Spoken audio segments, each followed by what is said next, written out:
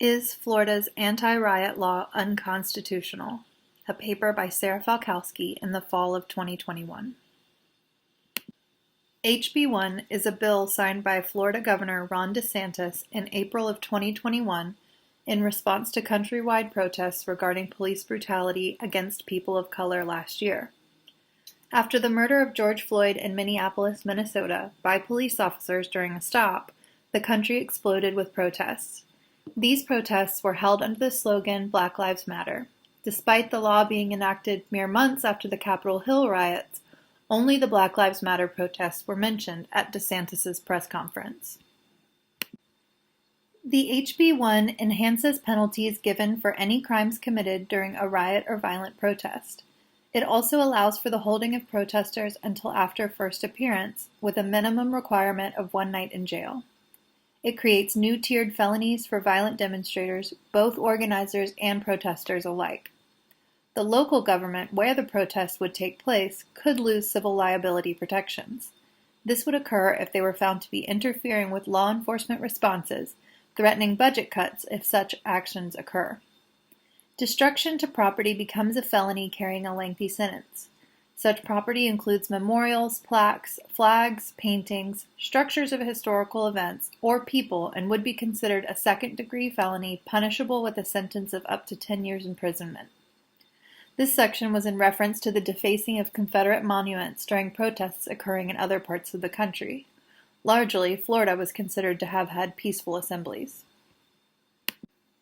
Here you can see Governor DeSantis with Polk County Sheriff Grady Judd and Brevard Sheriff Wayne Ivey signing the HB 1 at a signing ceremony which took place at the Polk County Sheriff's Operations Center in Winter Haven, Florida.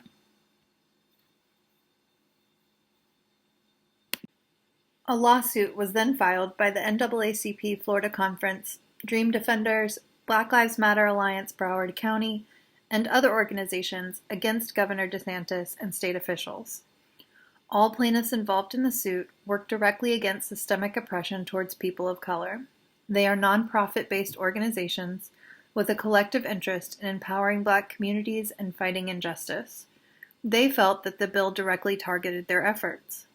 The general fear was that they were not free to protest issues they come across as social justice advocates. Many provided examples where they had to allocate time and funds towards remaining out of custody simply because of the bill. They provide examples like workshops they've had to organize to become fully acquainted with their rights, or having to change their social media policies entirely and find new avenues for awareness and promotion. And they feel that because this bill thwarts their efforts to fight racial injustice, it only further proves their original position of discrimination based on color within the confines of our government. Because of the lawsuit, HB 1 was recently overturned in part by U.S. District Judge Mark Walker for being vague and overbroad. 4 of the 21 sections were found to injure plaintiffs directly. Section 2 involved traffic infractions for obstructing a street. This would allow for the arresting or ticketing of peaceful protesters, which was thought to be injurious.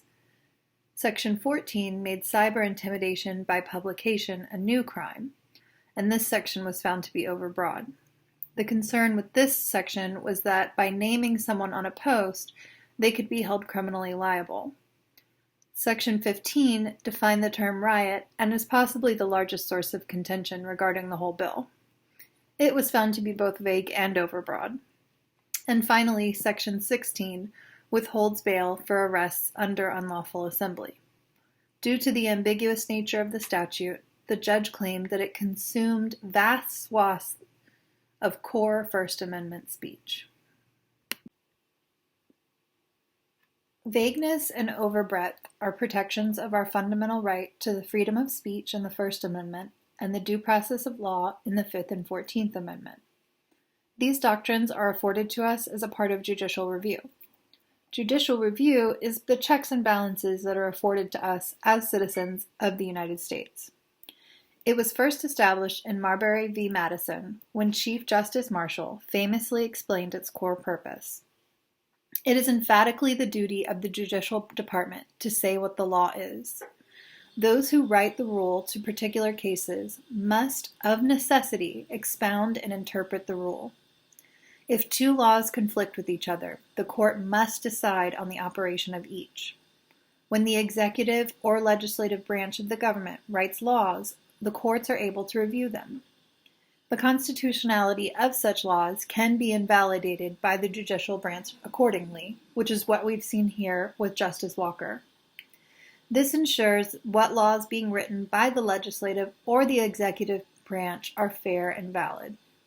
In this case, the state legislative branch wrote a House bill that was then declared unconstitutional by a U.S. district judge. Vagueness is a doctrine that can declare a law void. It is a constitutional rule that criminal laws must explicitly and definitely state which actions are punishable. If these laws fail to do so, it is a constitutional violation and becomes void for vagueness. Void for vagueness is a protection under the Due Process Clause of the 5th and 14th Amendment. The vagueness doctrine helps to prevent arbitrary enforcement of the law. And finally, overbreadth is a doctrine that can declare a law unconstitutional. This doctrine concerns itself with the First Amendment of free speech and assembly. It declares a statute void if it applies a prohibition on both a protected and unprotected form of free speech. So essentially, if the statute lumps both the protected and unprotected speech together, then it's found to be void for overbreadth. These two doctrines often go hand in hand, but it's important that they remain separate and to understand that they are only applicable by different amendments. While Governor DeSantis has already promised to appeal this decision, for now, the answer is yes, HB 1 is unconstitutional. Thank you for your time.